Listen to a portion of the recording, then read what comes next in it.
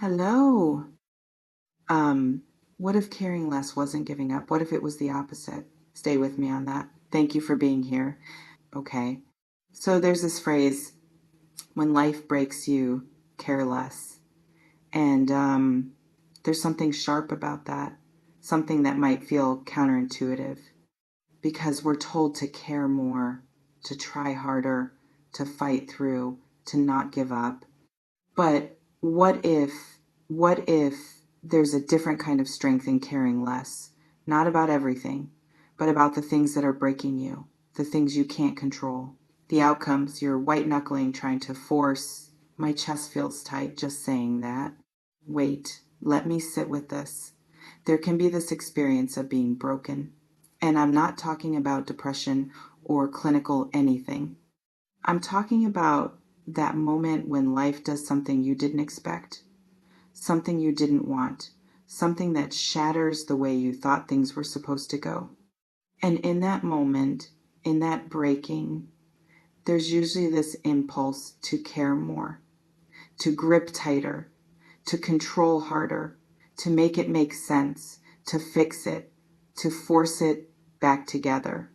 Does that feel familiar, that instinct to care more when things are falling apart? But there's this other possibility, this other response that can exist, where instead of gripping tighter, you loosen your grip. You care less. Not because you don't give a damn about anything, but because you realize that caring so much, trying so hard, forcing so desperately, it's not helping. It might be making it worse. And that realization, when it comes, it can feel like failure, like you're giving up, like you're becoming apathetic or nihilistic or whatever. But what if it's not any of those things? What if it's just clarity, seeing what you can control and what you can't, and choosing to put your energy toward what you actually have power over? My hands are shaking a little right now. So the Marcus Aurelius part, there's this whole Stoic philosophy thing about focusing on what's within your control and accepting what's not. And I'm not going to give you a history lesson. I'm just noticing that there's wisdom in that, in the caring less about outcomes you can't determine, in the releasing of attachment to things going a certain way. But here's what I'm observing. That's really hard to do. Really hard, because we're conditioned to believe that if we just care enough, try enough, want it enough, we can make things happen. We can force outcomes. We can control results.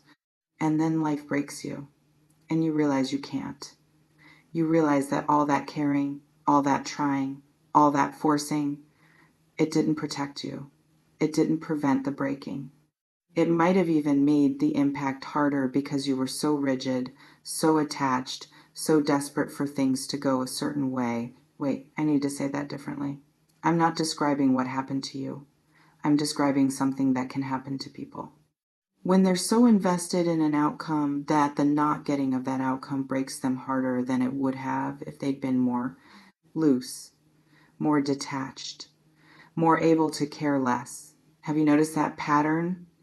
Where caring too much made the disappointment worse? Tell me in the comments if this resonates.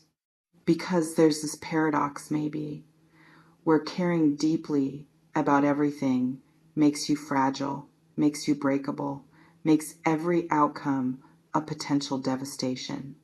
But caring less, being more selective about what gets your emotional investment, that might actually make you stronger, more resilient, less breakable. My jaw is clenched so tight right now. So when life breaks you, and I'm using that phrase loosely because I don't know if you're broken or if you've been broken or if this is just theoretical, but when that breaking happens, when life does something you can't control and don't want, there can be this choice point. Care more, try harder, grip tighter, make it mean everything. Or care less. Loosen your grip, let it be what it is, stop making it mean everything. And neither of those is right or wrong. They're just different responses, different ways of being with what is. But there's something about the careless option that might offer, I don't know, freedom maybe, space, the ability to breathe when everything's falling apart. Because you're not adding your own desperation to the situation. You're not layering your need for it to be different on top of the reality of what it is. Wait, let me correct that. I'm not saying caring less gives you freedom. I'm saying there might be something in that direction that feels like relief. Like letting go of a weight you've been carrying that you didn't need to carry. So the mindset part. The Marcus Aurelius mindset, there's this idea that you can choose your response to things, that external circumstances don't control your internal state unless you let them, that you have power over your reactions, even when you have no power over the events. And that might sound like toxic positivity or spiritual bypassing or whatever, but what if it's just practical? What if it's just noticing that you can't control most things, but you can control where you put your attention, what you make important, what you allow to break you? My throat feels really tight right now, like I need to cough but can't. So here's what I'm sitting with. When life breaks you, care less. That's not a command. That's not advice. That's just a possibility, a state that can exist. Where you've been broken by caring too much about the wrong things, and there's this moment of recognition that maybe the caring itself was part of the problem. Not the caring about people or values or things that matter, but the caring about outcomes, about how things turn out, about whether things go your way, about control, about certainty, about life going according to your plan. And when you care less about those things, when you loosen that grip, you might notice something. That you're still here, you're still breathing, you're still capable of action and choice and presence. The breaking didn't actually break the core of you, it just broke your attachment to things going a certain way. Does that make sense to you? There can be this experience where someone's been shattered by life and they think they need to put themselves back together exactly as they were. Care about the same things, want the same outcomes, hold the same attachments. But what if the breaking is an opportunity to care less, to rebuild differently, to choose what actually matters instead of what you've been conditioned to think matters? And I'm not saying that's what you should do. I'm just describing a possibility, a path that can exist when everything's fallen apart. My shoulders just released and I didn't know they were tense. So the careless thing, it might not mean apathy. It might not mean checking out. It might just mean discernment, caring deeply about fewer things, letting go of caring about things you can't control, focusing your energy on what's actually within your power.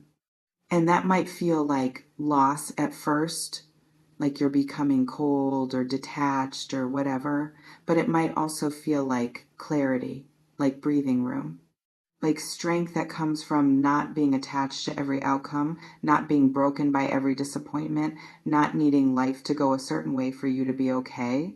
I don't know if life has broken you. I don't know what you're caring too much about.